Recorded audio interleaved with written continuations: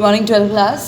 हाँ जी, unit 5th surface chemistry का हम क्विक रिवीजन आपका करते हैं। ठीक है, एक बार मैं आपको ओवरव्यू दे देती हूँ इस यूनिट का कि इस यूनिट में एक्चुअल में है क्या।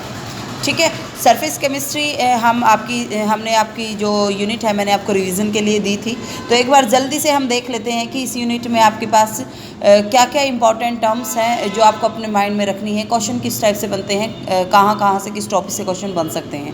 ओके, तो सबसे फर्स्ट आपके पास जनरल इंट्रोडक्शन दिया हुआ है। तो सरफेस केमिस्ट्री आपको पता है ब्रांच होती है केमिस्ट्री की जो आपके पास दोनों फिनोमिना के साथ डील करती है, जो सरफेस पे ऑकर होते हैं एंड सेम जो इंटरफेस में आपके पास कोई भी फिनोमिना हो रहा है। तो सरफेस एंड इंटरफेस जब दोनों के फिनोमिनाज को जो केमिस्ट्री की ब्रांच स्टडी करती है उसको आप नाम दे देते हो सरफेस केमिस्ट्री। ठीक है, तो कहने का मीनिंग आपके पास ये है कि सरफेस केमिस्ट्री वो ब्रांच होती है केमिस्ट्री की जो आपके पास बल्क फिनोमिना को भी डिस्कस करती है। ठीक है, तो इसमें आपके पास जो बेसिकली हम पढ़ते हैं, जो मेन टर्म्स आपने इस टॉपिक में पढ़नी है, दैट इज़ द एडजॉर्प्शन। आपने वहाँ से कैटालिसिस पढ़ना है, कोलाइड क्या होते हैं, इमल्शंस क्या होते हैं। You have to study all the concepts. ठीक है, तो सबसे फर्स्ट हम आपका यहाँ पे देख लेते हैं कि एडजॉर्प्शन आपके पास क्या प्रोसेस होता है। देखो, आपके पास कोई सरफेस है, ठीक है, कोई सब्सटेंस है वहाँ पे उसका कोई सरफेस है, दूसरे जब पार्टिकल्स आके उसके सरफेस पे एक्युमुलेट हो जाएं, ठीक है, दैट एक्युमुलेशन या यू कैन से अट्रैक्शन या you can say retention of molecules of any substance on the surface of the other substance, this process is known as the adsorption. Adsorb का meaning simple होता है किसी के surface पे दूसरे substance का इकट्ठा हो जाना। ओके, तो जो सब्सटेंस आपके पास एडजॉर्ब हो रहे हैं, मतलब जिसके सरफेस पे एडजॉर्ब हुए उसको तो आप बोलोगे एडजॉर्बेंट। ठीक है, जो एडजॉर्ब हुए मतलब जो दूसरे के सरफेस पे आ रहे हैं वो आपके पास जो पार्टिकल्स होंगे, जो सब्सटेंस होंगे, उनको आप बोल देते हो एडजॉर्बेंट। ठीक है, एंड द रिवर्स फिनोमिना कि जब आपके पास क्या होता है, रिमूवल हो जाता है, मीन्स जो पार्टिकल्स हैं वो उस पर्टिकुलर सरफेस को छोड़ के वहाँ से निकल जाते हैं, तो रिवर्स फिनोमिना को आप बोल देते हो डिसॉर्प्शन। ठीक है, ये पॉइंट हम बार बार पढ़ चुके हैं। ओकल्जन प्रोसेस क्या होता है, 11th में भी आपने इस चीज़ को पढ़ा था कि किसी मेटल के सरफेस पे जब गैसेज एब्जॉर्ब होती हैं तो उस फिनोमिना को आप ओकल्जन प्रोसेस बोलते हो। ठीक है, अब यहाँ पे आपके पास जो पॉइंट है, ये क्वेश्चन आपसे पूछ लेते हैं कि what is difference between adsorption and absorption. Absorb का मीनिंग होता है सरफेस के अंदर मूव करना, बल्क में मूव करना। ठीक है, एडजॉर्ब होता है सिर्फ सरफेस पे एक्युमुलेशन होना। ठीक है, जैसे डायग्राम में दिखाया हुआ है, सिलिका जेल के ऊपर वाटर मॉलिक्यूल एडजॉर्ब हो रहे हैं बेटा। ठीक है, लेकिन जो आपके पास एनहाइड्रस कैल्शियम क्लोराइड था उसके अंदर मूव कर रहे हैं, मीन्स वहाँ पे एब्जॉर्प्शन प्रोसेस होता है। बल्क में मूव करना एब्जॉर्प्शन, सरफेस पे रहना एडजॉर्प्शन। ठीक है, क्वेश्चन यहाँ से बन जाता है कि एडजॉर्प्शन आपका एक्सोथर्मिक प्रोसेस क्यों होता है। ठीक है, क्यों होता है कि जैसे ही आपके पास एडजॉर्प्शन होती है तो जो सरफेस फोर्स है वो डिक्रीज़ होती है भाई। ठीक है, सरफेस फोर्स के डिक्रीज होने से वहाँ से आपकी हीट रिलीज होती है, जिसको आप हीट ऑफ एडजॉर्प्शन बोलते हो। और ये किस वजह से हुआ, क्योंकि जब दूसरे पार्टिकल किसी पर्टिकुलर सरफेस पे आके वहाँ पे अटैच होते हैं तो वहाँ से आपका क्या होता है कि जो उस सब्सटेंस की जो फोर्सेस थी वो डिस्टर्ब होती हैं। ठीक है, डिस्टर्बेंस की वजह से जो आपके पास सरफेस फोर्सेस हैं, सरफेस जो एनर्जी है वो कम हो जाती है। ठीक है, कम होने की वजह से वहाँ से आपकी जो हीट है वो रिलीज़ होती है, इसलिए हम बोलते हैं कि जो एडजॉर्प्शन प्रोसेस है वो आपका एक्सोथर्मिक प्रोसेस होता है। ठीक है, और जो आपकी एनर्जी डिक्रीज़ होती है वो हीट की फॉर्म में अपीयर होती है, तो उसको आप बोल देते हो हीट ऑफ एडजॉर्प्शन। ओके, तो ये सिंपल फिनोमिना है, कोई ऐसी खास बात यहाँ पे नहीं है। ठीक है, तो डिफरेंस आपको पता होना चाहिए एडजॉर्प्शन एंड एब्जॉर्प्शन में क्या डिफरेंस होता है। This is the very important point. ठीक है, यहाँ पे आपका दिया भी हुआ है दोनों में डिफरेंस कि ये आपका सरफेस फिनोमिना होता है एडजॉर्प्शन, एब्जॉर्प्शन आपका बल्क फिनोमिना होता है। ठीक है, एडजॉर्प्शन में कंसंट्रेशन सरफेस पे अलग होती है, बल्क के अंदर अलग होती है, बट यहाँ पे थ्रू आउट कंसंट्रेशन मटीरियल के अंदर सेम रहती है। ठीक है, एडजॉर्प्शन आपका स्टार्टिंग में हाई होता है बट डिक्रीज़ हो जाता है जैसे जैसे प्रोसेस आपका आगे की तरफ बढ़ता है, जैसे आपका इक्विलिब्रियम अटेन होता है। लेकिन जो एब्जॉर्प्शन है वो through out the process, absorption phenomena आपका एब्जॉर्प्शन सेम रहता है। ठीक है। उसके बाद आपके पास यहाँ से ये कंसेप्ट आपने बिल्कुल यहाँ से डेफिनेटली देख लेना है। एग्जाम्पल क्या क्या है एड्जॉर्प्शन के, एब्जॉर्प्शन के एंड सॉर्प्शन के, ठीक है। You must have to do this. एक पॉइंट मैं यहाँ पे आपको बता देती हूँ, डाई जो हम करवाते हैं दुपट्टे वगैरह पे, ठीक है, वहाँ पे एड्जॉर्प्शन भी होता है और एब्जॉर्प्शन भी होता है कॉटन फाइबर के अंदर, ठीक है। तो उस प्रोसेस को जहाँ पे एड्जॉर्प्शन एंड एब्जॉर्प्शन साथ साथ हो रही हैं, the process is known as the sorption process, keep in your mind, ठीक है। तो ये एग्जांपल आपने डेफिनेटली यहाँ से कर लेने हैं। उसके बाद आपके पास नेक्स्ट कंसेप्ट यहाँ पे आता है कि कौन कौन से फैक्टर है जो एड्जॉर्प्शन, यदि आपकी किसी सॉलिड के ऊपर गैस एड्जॉर्ब हो रही हैं तो कौन कौन से फैक्टर हैं आपके जो उसको अफेक्ट करते हैं। तो this content is the very very important content. तो यहाँ से आपको पता होना चाहिए कि सबसे पहली बात तो जो एड्जॉर्प्शन को अफेक्ट करते हैं वो आपका नेचर और सरफेस एरिया होता है। एक चीज़ मैं यहाँ से बता दूँ, यहाँ से आपका क्वेश्चन भी बनता है, जब कोई सब्सटेंस आपका एक क्रिस्टलाइन फॉर्म में है और वही सब्सटेंस आपका पाउडर्ड फॉर्म में है, तो पाउडर्ड फॉर्म में आपकी एड्जॉर्प्शन प्रोसेस ज़्यादा होती है। कीप इन योर माइंड कि जैसे ही आपका सरफेस एरिया इंक्रीज़ होता है ना, तो एड्जॉर्प्शन भी आपकी इंक्रीज़ होती है, ठीक है। तो ये यहाँ से आपका क्वेश्चन पूछ लिया जाता है, तो ये आपने याद रखना है, ठीक है। उसके बाद यहाँ से कौन सी गैस एड्जॉर्ब हो रही है ये भी आपका मैटर करता है कि क्योंकि हर एक जो गैस होती है उसकी जो एड्जॉर्ब होने का एक्सटेंट है वो अलग अलग होता है, ठीक है। टेम्परेचर कंडीशन है वहाँ पे। सिंपल बात यदि हम बोले तो एड्जॉर्प्शन में यदि हम एड्जॉर्प्शन की बात बोले तो यदि आप टेम्परेचर को अप्लाई करते हो ना तो एड्जॉर्प्शन आपकी डिक्रीज़ हो जाती है, क्योंकि आप नीचे से टेम्परेचर अप्लाई कर रहे हो, यू आर अप्लाइंग हीट। तो हीट की वजह से क्या होगा कि जो पार्टिकल्स हैं ना गैस के वो सरफेस छोड़ के निकल जाएंगे। This is the very basic concept, ठीक है। तो सिंपल सी बात, जैसे आप गर्मियों में क्या करते हो कि आप जो गीले कपड़े होते हैं उसको धूप में डालते हो। अब जो कपड़े हैं उनको हीट कहाँ से प्रोवाइड हो रही है, सनलाइट से, सन रेज से। तो जो वाटर मॉलिक्यूल्स है ना वो कॉटन फाइबर्स का या जो भी आपके पास स्टफ़ होता है उस कपड़े को छोड़ के वो वहाँ से निकल जाते हैं, ठीक है, in the form of vapours. Okay, तो दिस इज़, तो यहाँ से हमें क्या पता लगा कि टेम्परेचर इंक्रीज़ होगा तो एड्जॉर्प्शन आपका डिक्रीज़ होता है, ठीक है। एंड प्रेशर की यदि हम बात करें तो प्रेशर जितना आप इंक्रीज़ करोगे एड्जॉर्प्शन उतनी ही इंक्रीज़ होती है, डायरेक्टली प्रोपोर्शनल ये होता है, ठीक है। टाइप ऑफ एड्जॉर्प्शन आपके पास दो टाइप के होते हैं, फिजिकल एंड केमिकल। फिजिकल को आप फिजियोप्शन बोलते हो, केमिकल को आप केमिजोप्शन बोलते हो, ठीक है। तो जो फिजिकल और केमिकल में एक मेन डिफरेंस होता है वो मैं आपको बता देती हूँ। फिजिकल एड्जॉर्प्शन में ये मेन डिफरेंस में से ही हम कर लेते हैं। फिजिकल एड्जॉर्प्शन में वीक वंडर वॉल फोर्सेस होती हैं, ठीक है। मतलब वहाँ पे सिर्फ सिंपली किसी सरफेस पे कोई दूसरा मॉलिक्यूल आके एक्युमुलेट हो जाता है सिंपल वंडर वॉल फोर्सेस से, ठीक है। लेकिन केमिजोप्शन में केमिकल बॉन्ड बनते हैं, कीप इन योर माइंड, ठीक है। तो यदि हम फिजिकल एड्जॉर्प्शन की बात करें तो ये पॉइंट आपने यहाँ से डेफिनेटली पढ़ने हैं बेटा, रिवर्सिबल प्रोसेस होता है, बट केमिजोप्शन आपका इरिवर्सिबल प्रोसेस है। This is the most important concept, यहाँ से क्वेश्चन आपका डेफिनेटली बनेगा, ठीक है। जब आप एग्ज़ाम को फेस करोगे तो इस पोर्शन में से आपको क्वेश्चन देखने को मिलेगा, ठीक है। तो ये अपने अपने माइंड में रखना है, ओके। जो है फिज़िकल आपके मल्टी मॉलिक्यूलर लेयर बनाते हैं, लेकिन ये यूनिमॉलिक्यूलर बनाते हैं क्योंकि वहाँ पे आपके बॉन्ड बनते हैं। फिजिकल एड्जॉर्प्शन स्पेसिफिक नेचर का नहीं होता, लेकिन केमिजोप्शन स्पेसिफिक होता है। क्वेश्चन पूछ लिया जाता है कि क्यों होता है, क्योंकि किसी पर्टिकुलर सरफेस पे जो पर्टिकुलर सब्सटेंस है उसके साथ पर्टिकुलर अदर सब्सटेंस ही बॉन्ड बनाएगा, ठीक है। ऐसा नहीं होता किसी के साथ किसी का भी बॉन्ड बन जाता है, नो। इसलिए केमिजोप्शन आपकी हमेशा क्या होती है, स्पेसिफिक नेचर की होती है, ठीक है। उसके बाद फ्रेंडली का एब्जॉर्प्शन आइसोथर्म। आइसोथर्म्स नाम से पता लग रहा है कि टेम्परेचर को रखा है कांस्टेंट, वहाँ पे एब्जॉर्प्शन आप ये ग्राफ प्लॉट किया है प्रेशर वर्सेस जो यहाँ पे एब्जॉर्प्शन प्रोसेस हो रहा है। तो क्या फाइंड आउट किया है कि जब टेम्परेचर कांस्टेंट रखते हो, प्रेशर जितना आपने इंक्रीज़ किया, प्रेशर इंक्रीज़ करने से एब्जॉर्प्शन प्रोसेस आपका कंटिन्यूसली इंक्रीज़ होता है। बट एक स्टेज ऐसी आती है जहाँ पे आप कितना मर्जी प्रेशर इंक्रीज़ कर लो, जितनी एब्जॉर्प्शन वहाँ पे होनी थी वो आपकी कांस्टेंट हो जाती है, ठीक है। तो ये सारा फिनोमेना आपका स्टडी किया था फ्रेंडलिक ने, ठीक है।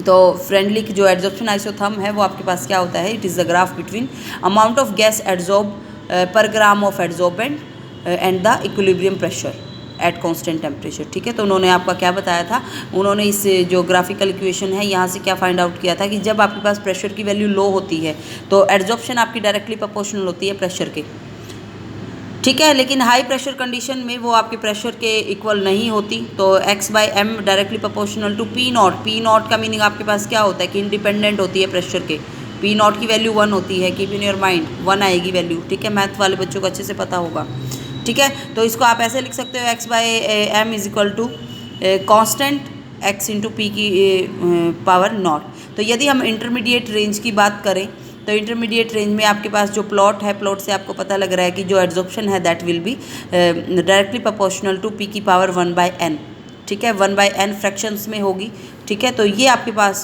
जो ग्राफ उन्होंने बताया था हमें, इसको आप इस फ्रेंडली आइसोथर्म इसको बोल दिया जाता है, एड्जॉर्प्शन आइसोथर्म। उसके बाद इसका लॉगरिथम लिया हुआ है, लॉगरिथम लेने के बाद सिंपल याद रखना है आपने, यहाँ से आपका ग्राफ प्लॉट किया हुआ है, ठीक है। ये सारा कंसेप्ट कैसे हम ग्राफ प्लॉट करते हैं, सारा हम पढ़ के आ चुके हैं, ओके। तो इस कंसेप्ट के बाद आपका जो नेक्स्ट कंसेप्ट आता है, ये आपने एड्जॉर्प्शन की एप्लीकेशन कर लेनी है बेटा, ये आपको अपनी जनरल नॉलेज के लिए पता होनी चाहिए, ठीक है। तो इनको आपने ज़रूर पढ़ना है क्योंकि MCQs यहाँ से बन जाते हैं, ठीक है। तो इनको आपने नहीं छोड़ना, जो ये आपकी दी हुई है इनको आपने डेफिनेटली करना है। उसके बाद नेक्स्ट कंसेप्ट आपके पास आता है कोलाइडल स्टेट्स का। तो आपके पास देखो जो आपके पास पार्टिकल के साइज़ के अकॉर्डिंग सॉल्यूशन को 3 पार्ट्स में डिवाइड कर दिया गया है, ठीक है। कि कुछ आपके पास ट्रू सॉल्यूशन होते हैं, सॉल्यूशन कितने टाइप के होते हैं, on the basis of size of particle 3 types के, true solution, colloidal solution and suspension, ठीक है। ट्रू सॉल्यूशन होते हैं जिसमें जो साइज़ है ना वो 1 नैनोमीटर से भी कम होता है, कोलाइडल में जो साइज़ है वो 1 नैनोमीटर से 1000 नैनोमीटर के बीच में होता है, एंड सस्पेंशन में जो साइज़ होता है मॉलिक्यूल्स का या पार्टिकल्स का वो 1000 नैनोमीटर से ज़्यादा होता है, ठीक है। याद रखना ट्रू सॉल्यूशन आपके पास ऐसे होते हैं जो आपके नॉर्मल जो फिल्टर पेपर है उसमें से भी पास हो जाएंगे, एनिमल जो मेम्ब्रेन होती हैं उसमें से भी पास हो जाएंगे, ठीक है। कोलाइडल सॉल्यूशन आपके जो सस्पेंशन है वो आपके पास ऐसे होते हैं, वो ना तो आपके फिल्टर पेपर में से पास होते हैं, ना जो आपके पास यू कैन से क्या बोलते हैं उसको परमेबल मेम्ब्रेन में से पास होते हैं, ठीक है। लेकिन जो कोलाइडल सॉल्यूशन है वो फिल्टर पेपर में से तो पास हो जाते हैं, लेकिन जो पर्चमेंट मेम्ब्रेन है यू कैन से कोई भी मेम्ब्रेन है उसमें से वो पास नहीं होते। तो ये प्रॉपर्टी होती है कोलाइडल सॉल्यूशन की। तो इस चैप्टर में आपने जो करना है वो कोलाइडल सॉल्यूशन का ही टॉपिक आपने करना है, ठीक है। अब कोलाइडल सॉल्यूशन आप कैसे डिफाइन करोगे, कोलाइडल सॉल्यूशन क्या होते हैं, आप सिंपल लिखोगे it is the state in which the size of particle is vary from 1 nanometer to 1000 nanometer and they can pass through filter paper but cannot pass through any animal and vegetable membrane, okay. तो ऐसे आप define कर लोगे colloidal solution को, ये definition यहाँ पे दी हुई है। डिस्टिंग्विश आपने करनी है कि तीनों में डिस्टिंग्विश क्या होती है। तो यहाँ से आपकी इंपॉर्टेंट प्रॉपर्टी निकल के आती है कोलाइडल सॉल्यूशन की। हेट्रोजीनियस नेचर के होते हैं, keep in your mind, heterogeneous nature के होते हैं। आपके पास ये चीज़ दोनों पॉइंट में बता चुकी हूँ, साइज एंड मेम्ब्रेन का, ठीक है। सेटल नहीं होते मीन्स सेटल नहीं होते तो इसका मीनिंग क्या है कि स्टेबल होते हैं, ठीक है। लाइट की स्कैटरिंग करते हैं, स्कैटरिंग ऑफ लाइट, ये जो फिनोमेना है, टेंडल इफेक्ट, ब्राउनियन मूवमेंट, ये हमने आगे पढ़ने हैं, ठीक है। डिफ्यूज़ होते हैं स्लोली एंड ट्रांसल्यूसेंट होते हैं, मतलब क्लियर सॉल्यूशन नहीं होता, वो धुंधला सॉल्यूशन इनका होता है, ठीक है। तो आपके पास जैसे सॉल्यूशन में आप पढ़ते हो कि सॉल्यूशन में 2 पार्ट होते हैं, सॉल्यूट एंड सॉल्वेंट, ऐसे ही आपके पास कोलाइडल सॉल्यूशन में 2 पार्ट होते हैं, dispersed phase and dispersion medium. जैसे सॉल्वेंट होता है ना आपका सॉल्यूशन में, ऐसे डिस्पर्शन मीडियम होता है आपका कोलाइडल सॉल्यूशन में। तो कोलाइडल सॉल्यूशन 2 चीज़ों का बना होता है, वहाँ पे सॉल्यूट, यहाँ पे कोलाइडल सॉल्यूशन में सॉल्यूट को आप बोलते हो डिस्पर्स्ड फेस एंड सॉल्वेंट आपका क्या होता है, डिस्पर्शन मीडियम, ठीक है। क्लासिफिकेशन की यदि हम बात करें तो क्लासिफिकेशन आप 3 डिफरेंट वे से करते हो। सबसे पहले फिजिकल स्टेट के अकॉर्डिंग कि dispersed phase and dispersion medium की जो फिजिकल स्टेट है वो क्या है, कहने का मीनिंग है दोनों सॉलिड है, एक सॉलिड है दूसरा गैस है, ऐसे जैसे यहाँ पे दिखाए हुए हैं, यहाँ से आपके क्वेश्चन बन जाते हैं, ठीक है। जैसे सॉलिड सॉलिड दोनों सॉलिड हो तो सॉलिड सोल बोलते हो, डिस्पर्स्ड फेस सॉलिड हो, मीडियम लिक्विड हो तो सॉल बोल देते हो आप, ठीक है। एग्जाम्पल डेफिनेटली आपने याद रखने हैं, सॉलिड डिस्पर्स्ड फेस हो एंड मीडियम आपका गैस हो तो एरोसॉल बोलते हो। इमल्शंस का आपको पता होना चाहिए, this is the very important portion. दोनों लिक्विड हों, इमिसिबल लिक्विड तो इमल्शंस बनाते हैं, जैसे मिल्क, हेयर क्रीम आपके पास होती हैं, ठीक है। तो ये आपने याद रखना है। हाँ, गैस का कभी भी यहाँ पे आपका यू कैन से कोलाइडल सॉल्यूशन नहीं बनता, उसका जो है रीज़न है वो एक ही होता है, क्योंकि गैस एक दूसरे में इंटरमिक्स हो जाती हैं, होमोजीनियस मिक्सचर बना लेती है, हेट्रोजीनियस नहीं बनाती। ओके, डिस्पर्शन मीडियम यदि वाटर हो तो these are very important point. तो आप एक्वाजोल या हाइड्रोजोल बोलते हो। यदि डिस्पर्शन मीडियम अल्कोहल हो तो एल्कोजोल हो जाता है, बेंजीन है तो बेंजोजोल हो जाता है, गैसेज है तो एरोजोल हो जाता है। ये क्वेश्चन आपका डेफिनेटली पूछा जाता है। नेचर ऑफ इंट्रैक्शन के according dispersion phase dispersion medium में कोलाइडल सॉलिड दो टाइप के होते हैं, लायोफिलिक एंड लायोफोबिक। फिलिक आपके पास क्या होते हैं, जो सॉल्वेंट लविंग होते हैं, दे आर लायोफिलिक, जो डायरेक्टली मिक्स करो एंड बन जाते हैं। ठीक है, तो इनको आप इंट्रिंसिक सॉलिड भी बोलते हैं क्योंकि ये डायरेक्टली मिक्सिंग से ही बन जाते हैं आपकी। ठीक है, उसके बाद आपके पास ये आपके रिवर्सिबल सोल होते हैं। रिवर्सिबल सोल का मीनिंग क्या कि यदि हमने डिस्पर्स फेज एंड मीडियम को अलग अलग भी कर दिया तो आप सिंपल इनको रीमिक्स कर दोगे ना, शेक कर दोगे सॉल्यूशन, एक बीकर में लेके उनको शेक कर दिया तो दोबारा से सॉल्यूशन बन जाते हैं, तो ये रिवर्सिबल होते हैं। लायोफोबिक आपके पास यदि हम सिंपली बात करें तो ये सॉल्वेंट जो सॉल्यूशन रिपेलेंट नेचर के होते हैं। ठीक है, लायोफोबिक का मीनिंग क्या होता है, जो लिक्विड हेटिंग होते हैं। ठीक है, ये आपके इरिवर्सिबल सोल होते हैं, मतलब एक बार अलग यदि आपने कर दिया ना कोई प्रोसेस अप्लाई करके, कोई स्पेशल प्रोसेस टेक्निक अप्लाई करके, तो इनको आप दोबारा से मिक्स करके या शेक करके दोबारा से सोल में कन्वर्ट नहीं कर सकते, तो कीप इन योर माइंड। ठीक है, तो ये आपको पता होना चाहिए, वेरी इंपॉर्टेंट कंसेप्ट। उसके बाद नेक्स्ट कंसेप्ट आता है टाइप ऑफ पार्टिकल के ऊपर बेस्ड। डिफरेंट टाइप के आपके पास होते हैं। मल्टी मॉलिक्यूलर नाम से पता लग रहा है कि जो यहाँ पे आपके पास मॉलिक्यूल होगा उसमें जो साइज़ है ना, वहाँ पे छोटे छोटे मॉलिक्यूल आपस में जुड़ के एक बड़ा मॉलिक्यूल वहाँ पे बना देंगे। ठीक है, तो इस टाइप के जो कोलाइड्स होते हैं, लेकिन वो जो साइज़ रहेगा उस स्पीसीज़ जो बन रही है उसका कोलाइडल रेंज में ही रहेगा, मतलब 1 नैनोमीटर से 1000 नैनोमीटर के बीच में ही रहेगा।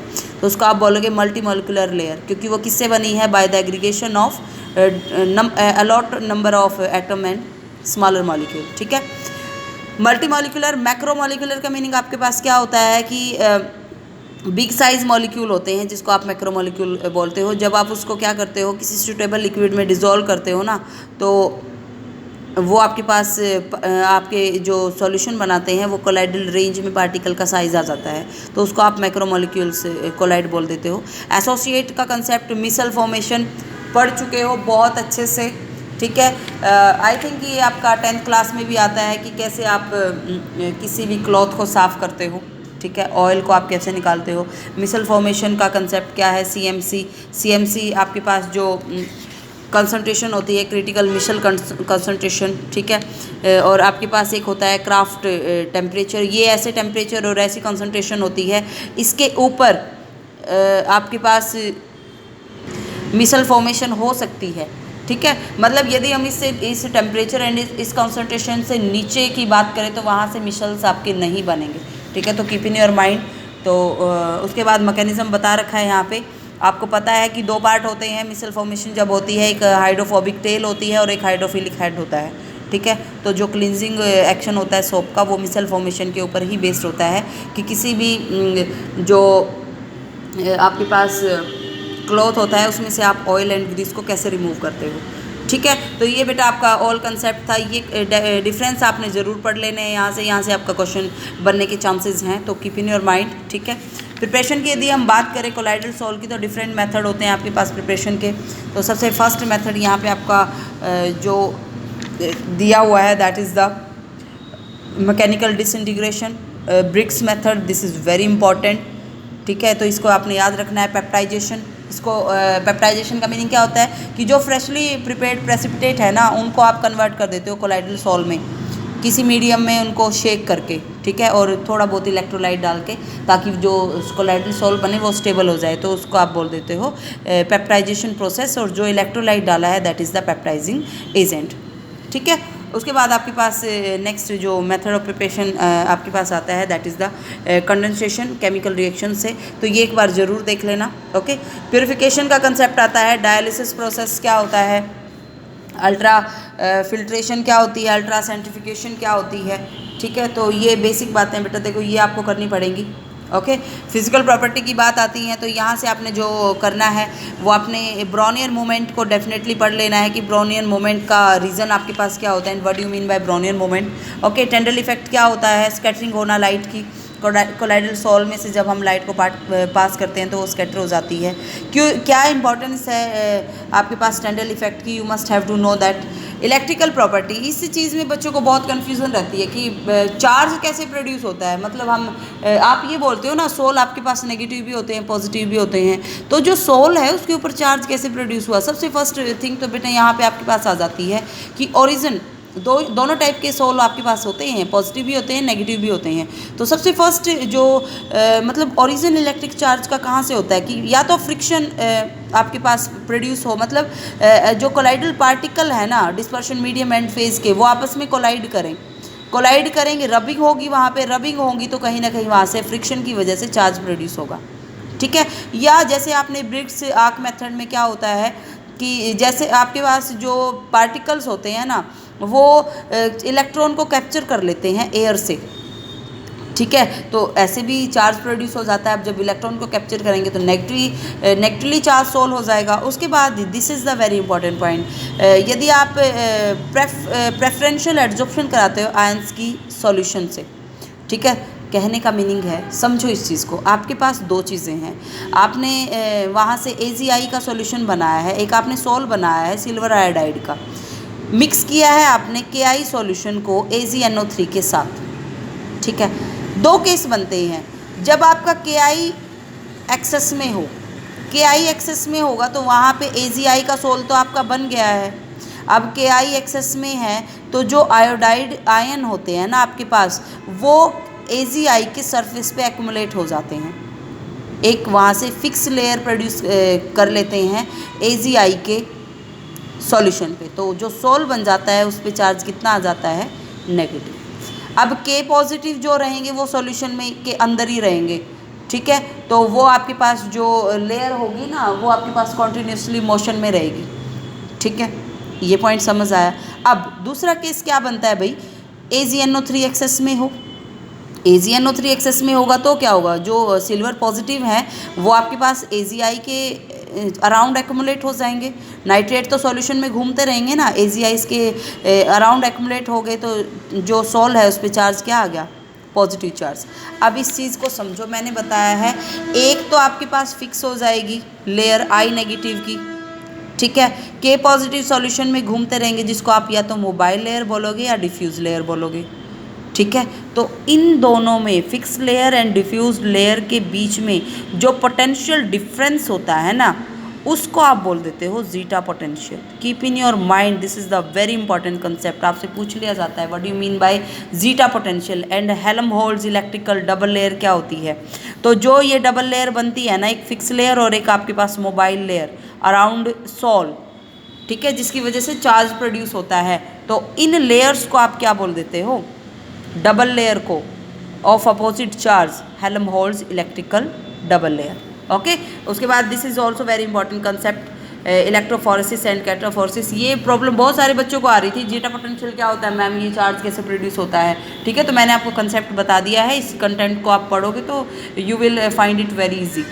ठीक है, इलेक्ट्रोफोरेसिस या कैटाफोरेसिस, ये प्रोसेस आपने डेफिनेटली कर लेना है। ओके, उसके बाद फ्लक्चुएशन का प्रोसेस आपने करना है। यहाँ से क्वेश्चन आपका बनता है हार्डी-सेज़ुल रूल। ठीक है, MCQs भी बन जाते हैं यहाँ से, एंड ये आपने बिल्कुल पढ़ना है। जितना ज़्यादा चार्ज होगा ना, तो उसकी जो आपके पास फ्लक्चुएटिंग जो कोगुलेशन पावर है वो उतनी ही ज़्यादा होगी। कहने का मीनिंग है, पॉजिटिव चार्ज जितना ज़्यादा होगा तो यहाँ पे सबसे ज़्यादा कोगुलेशन पावर किसकी होगी? Al3 पॉजिटिव की। यहाँ पे सबसे ज़्यादा कोगुलेशन पावर किसकी होगी? जो ये आपके पास फेरस आयरन साइनाइड का जो यहाँ पे आपका कोऑर्डिनेशन कंपाउंड दिया हुआ है, इसकी। ठीक है, तो ये कंसेप्ट आपने करना है। उसके बाद आपने जो नेक्स्ट कंसेप्ट करना है, that I think I have to check your syllabus, emulsions आपके सिलेबस में है या नहीं है। ठीक है, बट है तो इस पोर्शन को आप कवर कर लेना। ओके, तो कैटालिसिस, एक बार कैटालिसिस का portion I think this is related from your syllabus. ठीक है, तो बेटा ये आपका ओवरव्यू था कि आपके पास जो 5th यूनिट है उसमें आपके पास क्या क्या है। बहुत अच्छे से इसको तैयार करना है, बहुत इजी यूनिट है, कोई इतनी मुश्किल नहीं है। ठीक है, if you got any problem then you have to message me. ठीक है, जब पूछोगे नहीं तो टीचर को पता कैसे लगेगा आपको प्रॉब्लम कहाँ आ रही है। तो ये आपका राइट बनता है कि आप हमसे क्वेश्चन पूछो, ठीक है। तो we will definitely clear your doubt, okay. तो you have to ask me, I have to answer you, ठीक है। तो थैंक यू।